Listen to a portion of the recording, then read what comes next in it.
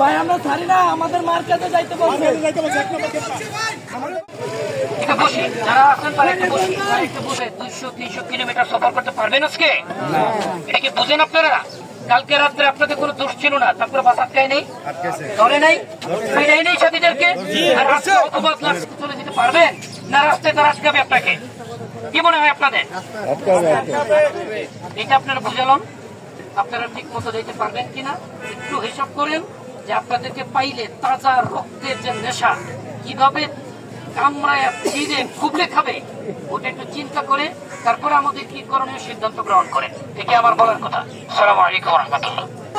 ভাই ঠিকটা মানেন না,